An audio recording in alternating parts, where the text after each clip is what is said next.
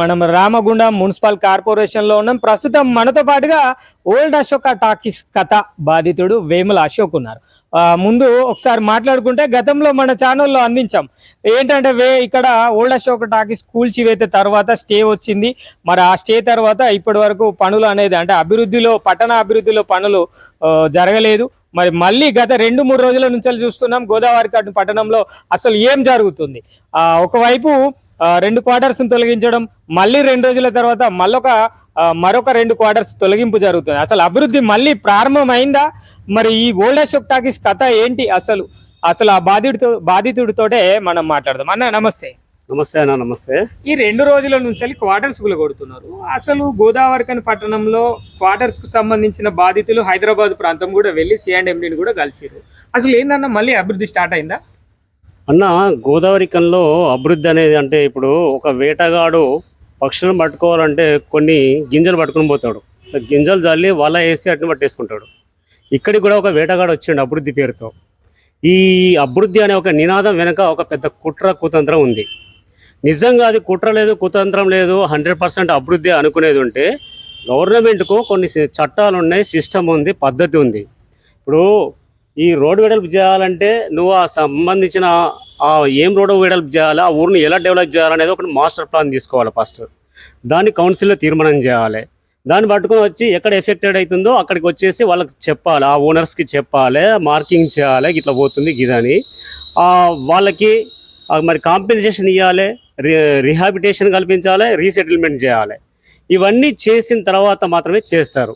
అలా కాకుండా ఇబ్బడిగా ఆ రాత్రిళ్లలో కూలగొట్టారు. విచిత్రం ఏంటంటే రాత్రిళ్లలో కూలగొట్టారు. ఆ రాత్రిళ్లలో కూలగొట్టిన దాంట్లో ప్రభుత్వ అధికారులు ఉంటారా అంటే వాళ్ళు ఎవరు ఉండరు. ప్రభుత్వ అధికారులు ఉండరు. దాంట్లో ఉండేది కాంగ్రెస్ కార్యకర్తలు ఉంటారు, ఎవడో అన్నోన్ పర్సన్స్ ఉంటారు, మాజీ కార్పొరేటర్స్ ఉంటారు, ప్రస్తుత కార్పొరేటర్స్ ఉంటారు, ఒక మేయర్ ఉంటాడు. మేయర్ అన్నట్టు ఆయన అక్కడ పోయి నా ప్లేస్ను కూలగొట్టినప్పుడు మేయర్ అక్కడనే ఉన్నాడు, ఒక 4 కార్పొరేటర్లు ఉన్నారు. ఇది ఎందుకు కూలగొడుతున్నారని కార్పొరేటర్లు అడిగితే అసలు నిజమన్నా నాకేం తెలియదన్నా అని ఇట్లా అన్నారు. మేయర్ నన్ను అడిగితే ఆయన దిష్టి బొమ్మలాగా ఇలా ఉన్నాడు తప్ప అసలు ఎందుకు కూలగొడుతున్నా ఏందో తెలియదు.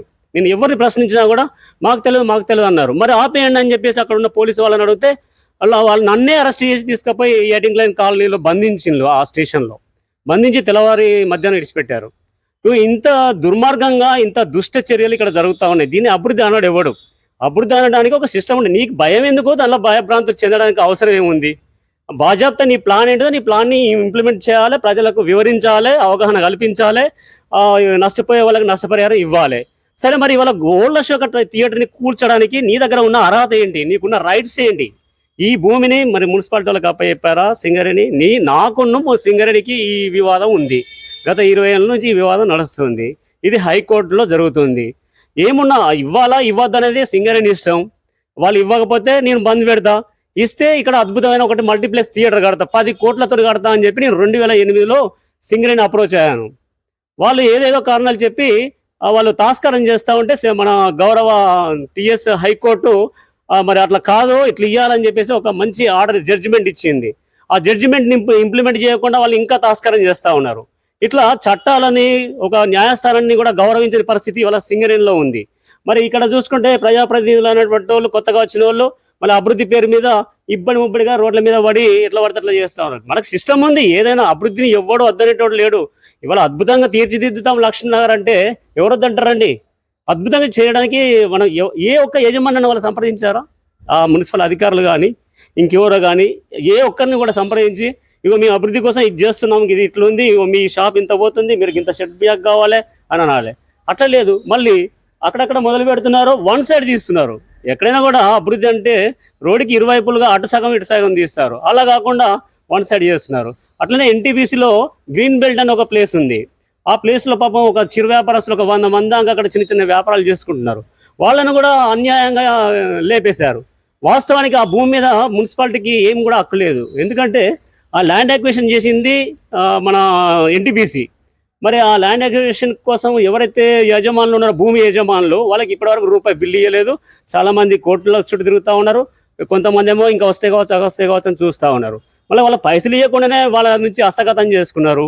తర్వాత ఇవాళ ఏమైందంటే అభివృద్ధి పేరుతో ఆ భూమి లాక్కొని అక్కడ ఉన్న జనాలందరినీ ఎలగొట్టి మన లారీలకు ఆ బస్సులకి కార్లకి పార్కింగ్ ప్లేస్ తయారు చేశారు. అది అభివృద్ధి అంటే ఇదేనా అభివృద్ధి? ఒక జీవనోపాధి గడుపుకునే వాళ్ళని తీసి బయటకు నెట్టేసి ఈ కార్లకు పార్కింగ్ చేయడమే అభివృద్ధి? ఇగో ఇది ఈ ఊర్లో ఉన్న ఇది అండి అభివృద్ధి అంటే. మీరు చెప్పండి. మా ఛానల్కు ఉన్న సమాచారం ఏంటంటే ఇది సింగరేణి ఈ సంస్థకు సంబంధించిన ల్యాండ్ కాదు, ఒక వ్యక్తి ఉన్నాడు దీనికి కూడా. ఇక్కడ కనుక డిస్పెన్సరీ అంటే పూల కొడితే ఆ వ్యక్తి ఇక్కడికి వచ్చి కబ్జా చేసే అవకాశం ఉంది అని మాకున్న సమాచారం. అవును, ఇప్పుడు వేటగాళ్ళ ప్లాన్ అట్లే ఉంటది. ఇప్పుడు యాక్చువల్గా ఇది సింగరేణి ప్లేస్. సింగరేణి మాకు 1965లో లీజుకి ఇచ్చింది. సింగరేణికి 4 ఎకరాల భూమి మాత్రమే ఉంది, పూర్తి స్థాయిలో మిగతాదంతా కాదు. ఇది వేరే వ్యక్తులది. గతంలో పోచమ్మ మైదానం జరిగిన మనం 2015లో పోచమ్మ మైదానం చూసాం. అది అద్భుతమైన ఒక షాపింగ్ ఏరియా, మార్కెట్ ఏరియా. దాదాపు 380 మంది అక్కడ బ్రతుకుతుండే వాళ్ళు వ్యాపారం చేసుకుంటూ. వాళ్ళను ఆనాడు ఇదే మున్సిపాలిటీ గవర్నమెంట్ వాళ్ళందరికీ ఆశలు కల్పించి మీకు కొత్త బిల్డింగ్ కట్టి దానిలో మీకు ప్రతి ఒక్కరికి రూమ్లు ఫ్రీగా ఇస్తామని చెప్పి అన్యాయంగా అక్కడ మొత్తం షాపులన్నింటినీ నేలమట్టం చేసేసారు. నేలమట్టం చేసి ఒక్కడికి కూడా అక్కడ వాళ్ళు చూపించింది లేదు. తర్వాత ఇందులో ఆ షాప్ ఒక కాంప్లెక్స్ కట్టారు, ఇంకో కాంప్లెక్స్ కట్టలేదు. ఆ కట్టిన కాంప్లెక్స్ లో కూడా ఒక్క షాప్ నడిపించింది లేదు. ఈ రోజు వరకు ఒక ప్రజలకు యూజ్ అయ్యే విధంగా చేయలేదు. తర్వాత ఇంకా సగం ఎందుకు కట్టలేదంటే వాళ్ళ ఉద్దేశమే అది.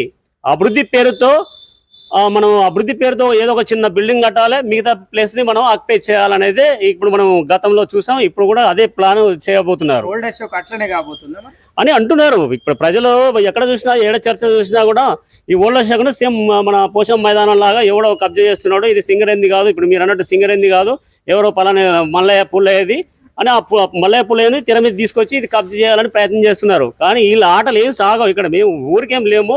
మేము 1965లో ఈ కంపెనీ నుంచి లీజ్ తీసుకున్నాము. కంపెనీలో కొంతమంది మరి ఇట్లాంటి అభివృద్ధి అనే పేరు తెచ్చుకునే వాళ్ళకి వాళ్ళు సపోర్ట్గా వాళ్ళు ఏదో చేయబోతున్నారు. వాళ్ళు నమ్మి వీళ్ళది నిజంగా అభివృద్ధి అనుకుని నమ్మి చేస్తున్నారు. కానీ కంపెనీకి ఇదివరకే అనుభవం ఉంది. పోషమ్మ మైదానం మీదనే ఆల్రెడీ అనుభవం ఉంది.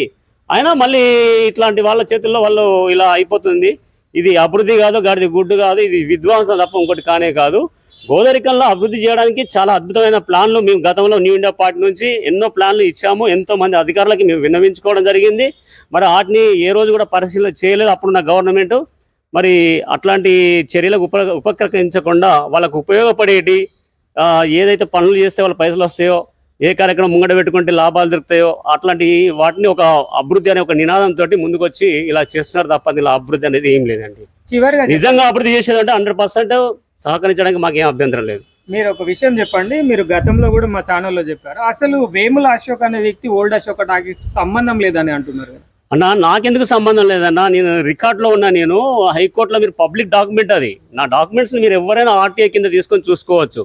నేను నాకు సంబంధం ఉన్న వ్యక్తినా సంబంధం లేని వ్యక్తినా ప్రతి ఒక్కరు డాక్యుమెంట్స్ సింగరేణి దగ్గర ఉంటాయి, అక్కడ హైకోర్టులో ఉంటాయి. మీరు తీసుకొని చూసుకోవచ్చు. నాకు ఏం అర్హత ఉందో ఏం లేదు. అంటే ఎట్లాంటి అర్హత ఉంది మీకు? మరి నేను ఇక్కడ లీజు హోల్డర్ని, నేను లీజు యాజమానిని. నేను చట్ట పద్ధతిలో చట్ట పరిధిలో నేను వచ్చినటువంటి లీజు ఓనర్ని. నేను ఈ పట్టణంలో ఇవాళ ఎవరైతే అభివృద్ధి అని ఈ రోజు అంటున్నారో, నేను గత 10 ఏళ్ల క్రితమే ఒక సెంటర్ ఆఫ్ అట్రాక్షన్ చేయాలనుకున్నాను ఈ ప్లేస్ని. ఒక అద్భుతమైన ఒక షాపింగ్ మాల్ చేసి ఒక 100 మందికి ఉపాధి కల్పించాలనుకున్నాను. ఒక 10 కోట్ల ఖర్చు పెట్టి నా నక్ష అవన్నీ మేము సింగరేణి కంపెనీలో ఇచ్చి ఉన్నవి. ఒక సమయంలో వాళ్ళంతా అప్రూవల్ చేశారు. మరి ఒక సమయంలో ఎవరు ఏం చేశారో మళ్ళీ దాన్ని పెండింగ్ పెట్టారు. చివరిగా చెప్పండి, అసలు గోదావరిఖని పట్టణం అభివృద్ధి జరుగుతుందా జరగట్లేదా? ఇప్పుడైతే అభివృద్ధి జరగట్లేదండి. అభివృద్ధి చేయాలనే కాంక్ష ఉన్న వ్యక్తులు ఎవరైనా వస్తే మాత్రం అభివృద్ధి అవ్వడానికి 100% ఛాన్స్ ఉంది. కానీ అట్లాంటి కాంక్ష ఉన్న వాళ్ళు అయితే రావట్లేదు. వాళ్ళు వేరే పర్సనల్ ఎజెండాతో వస్తున్నారు. ఆ పర్సనల్ ఎజెండాలను తీర్చుకోవడానికి వస్తున్నట్టుగానే కనబడుతుంది తప్ప ఇదేదో అభివృద్ధి చేద్దాము, ఈ పట్టణాన్ని అద్భుతంగా తీర్చిదిద్దుదాము అని అయితే లేదు.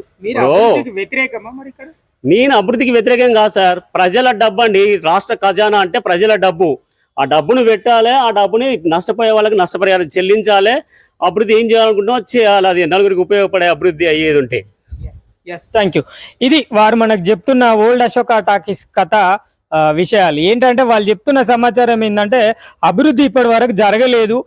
పూర్తి స్థాయిలో గతంలో సింగరేణి సంస్థ నుంచి ఈ యొక్క స్థలాన్ని నా పేరు పైనే అద్దెకు నడిచిన వ్యవస్థ ఇది. మరి నేను గతం నుంచి ఉన్నాను. అంతేకాదు అభివృద్ధిలో భాగంగా ఎవరికి ఎలాంటి ఇన్ఫర్మేషన్ అంటే సంబంధించిన అధికారులు కావచ్చు, మరి లేదంటే సింగరేణి అధికారులు కావచ్చు, ఎవరు కూడా నాకు ఎలాంటి సమాచారం ఇవ్వకుండా అర్ధరాత్రి నాకు సంబంధించిన ఆస్తులను అంటే ఇక్కడ ఉన్న భవనాన్ని కూలగొట్టడము, ఆ థియేటర్ను కూలగొట్టడము, అంతేకాకుండా అభివృద్ధి అని చెప్పేసి మళ్ళీ ఆక్రమణకు గతంలో అయితే పోచమ్మ మైదాన్ ఎలా జరిగిందో అలానే మళ్ళీ కూడా జరిగే ప్రయత్నాలు జరుగుతున్నాయని వారు మనకు చెబుతున్న సమాచారం ఇది. కెమెరా పర్సన్ సతీష్తో రామశోక్, నిరుద్యోగి న్యూస్, గోదావరి.